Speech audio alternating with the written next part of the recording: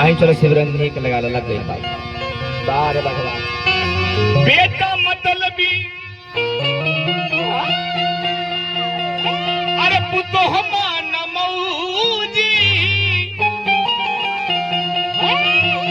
अरे छखतारे बाप महतारी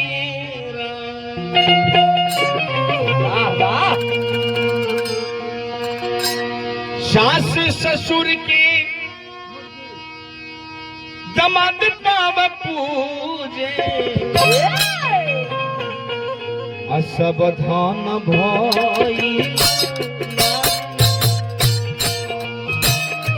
सास ससुर के दमाद पाव पूजे सब धन भई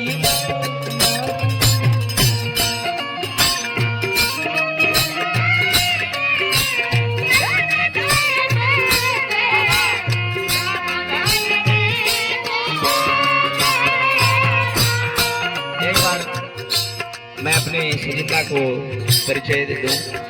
मैं पहले ही बताया कि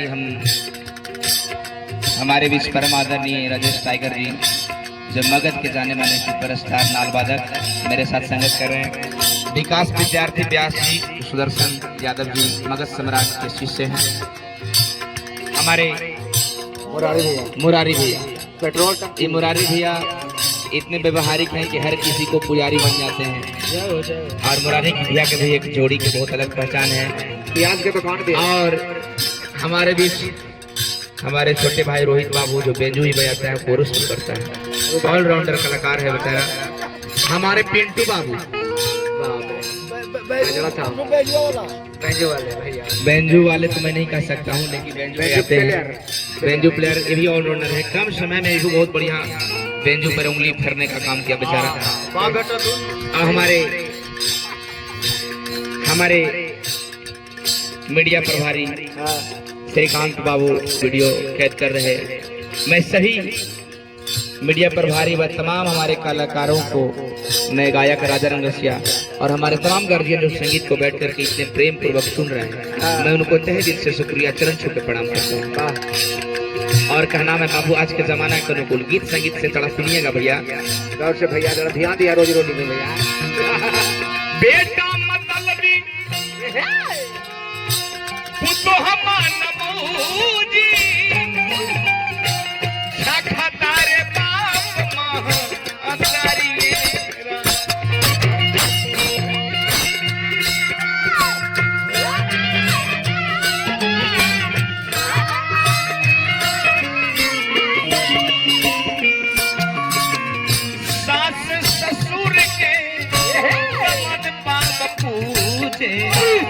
सब धन भई नारी सास ससुर के दमाद बाप पूजे सब धन भई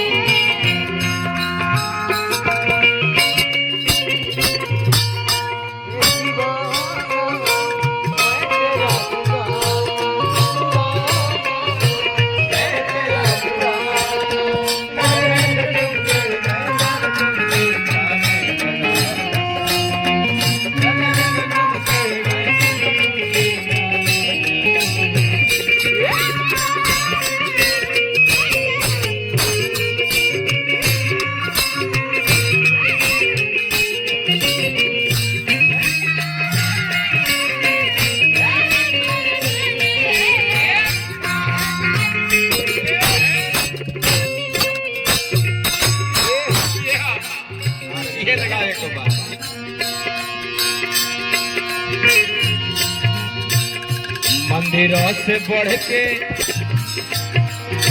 भाईल सड़ हुआ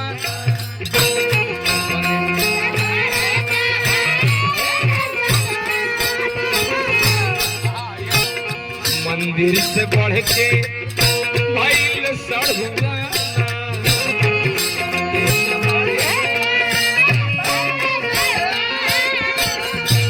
सबसे प्यारा ससुरारी के खाना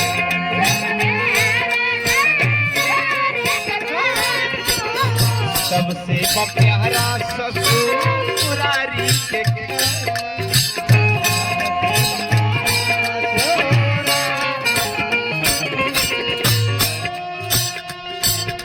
नवमास जे भी गर्भवा में रखले उहे आज सुना तारी गारी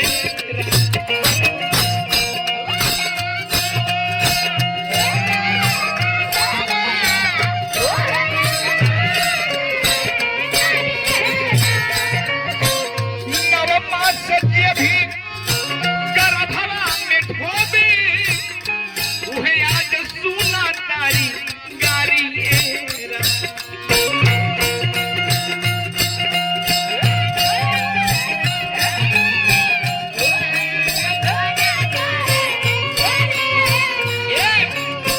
सास ससुर के कान पाव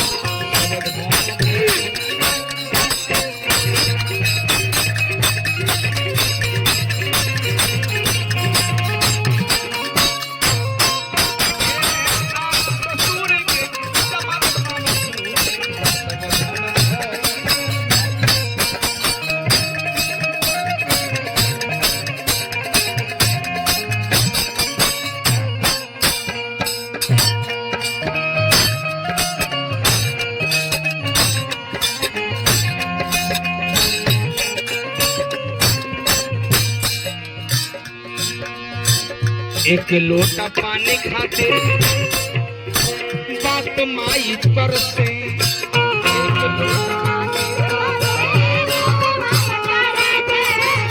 एक लोटा पानी खाते बात माई पर से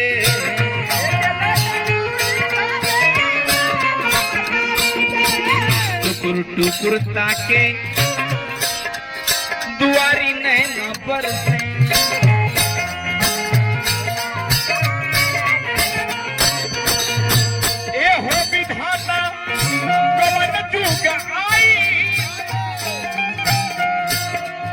रोला तारे देखी के अनारी एरा